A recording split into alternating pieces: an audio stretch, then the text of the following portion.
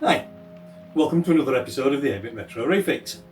And on this week's episode, we're going to be playing around with an REU.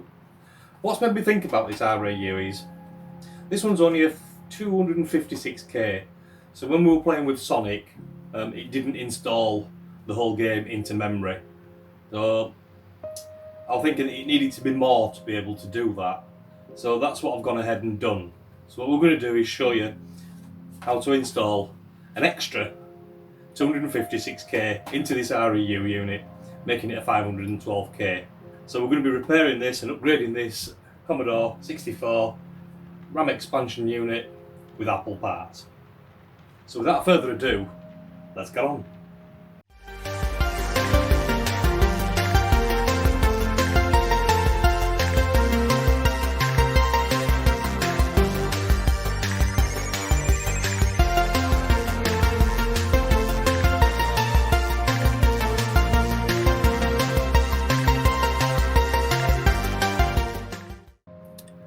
Right, so I've stripped the REU out of its casing. I have gone ahead earlier on and used the desolder station to unblog all the holes, because these actually have all the holes in there.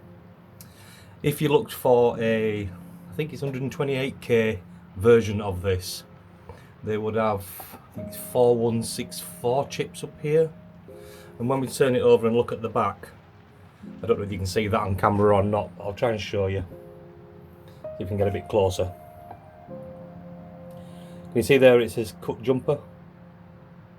Yeah, well, you cut that if you're going to go any higher, and you want to put like 32k chips in, so you cut that. But as you can see down at the bottom there, it's already been cut, so that's been done because it's already 256k.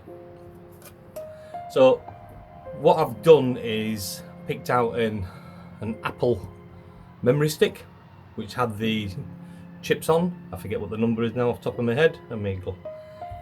That's not as brilliant as it used to be. So the chips are a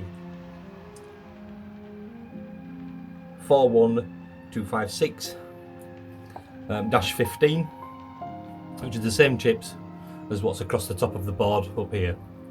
It's already populated with the capacitors that go across here, so in theory we should just be able to populate this area here with the RAM chips. I would normally put sockets in, but with taking the RAM chips off this board, has left it very little to be able to solder to. I don't know whether you can see on there or not. I'll try and show you up there. So you can see there's hardly any of the legs left on there. So I'm going to have to solder these directly back into the board. What we'll do in the future, if I do need to upgrade it again, I'll have to take all these out and put some bigger chips in, bigger memory chips. But what this is going to do is this is going to change this from a 256k RAM expansion up to a 512k RAM expansion. So to hold these in place while I solder these in, I'm going to use a little bit of Smurf poo, as Mark Fix It Stuff calls it. That's where I got that from, and I like that, Mark. I hope you don't mind me stealing your saying. So I'm just going to pop that on there like that, flip her over, and we're going to get started with the soldering.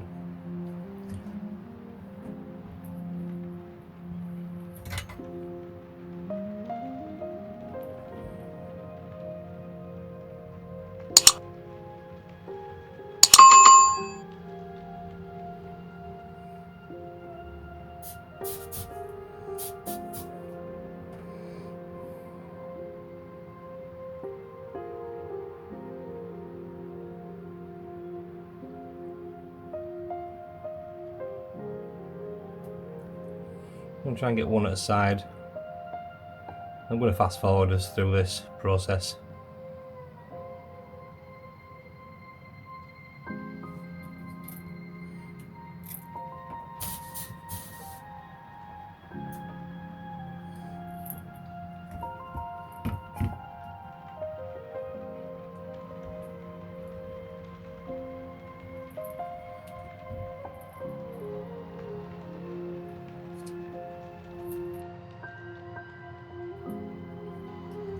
how well these are going to do in here, but we'll see how we go. Right, so let's start with the montage.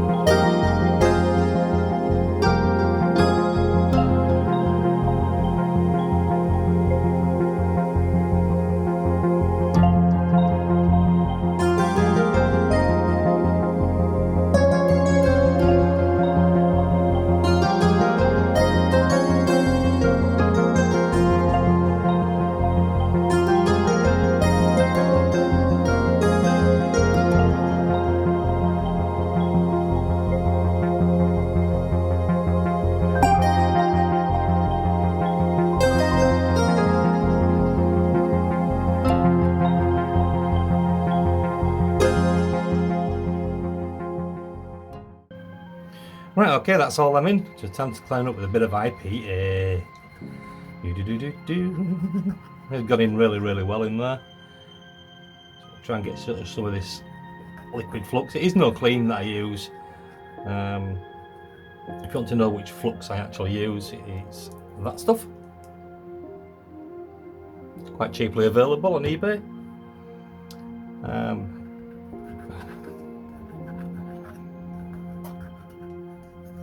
So one of the reasons why I wanted to do this was to install the whole Sonic onto this. With it only being 256k, that was minimum requirement for the Sonic game, and it didn't install the whole game into memory at that. So what I wanted to do is add another 256k to bring it up to a 512, so we could install the full game. And plus the fact I've got a RAM expansion then that's 512k instead of 256. Thankfully, to our little Apple memory card.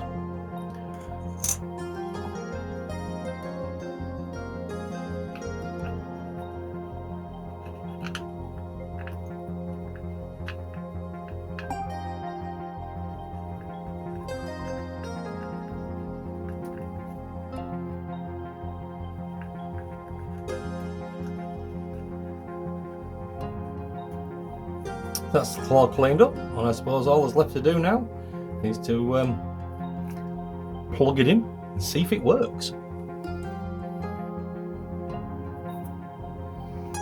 And before I do that, I'm just going to go over it with the microscope just to be 100% to make sure that we have no bridge connections and it's not going to short anything.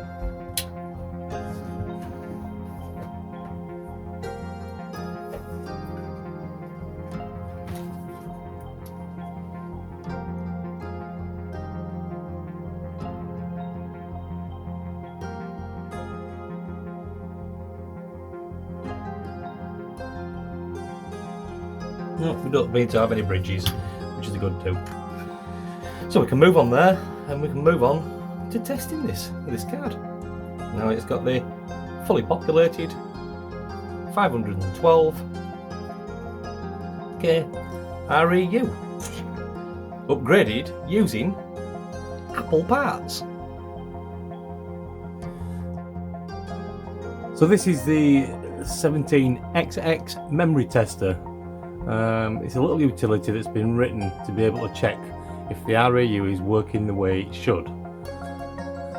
Something very vital when working with the Fairlight X menu, Terminator or REU utilities. The user instructions are very easy. The normal 1764 use option 1 and 1750 and the expanded 1764 use option 2.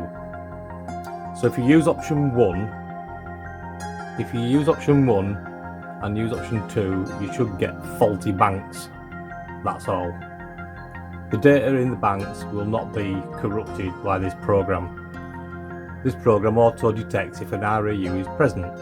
See ya. So what I'm going to do now is I'm just going to test it as a normal 1764.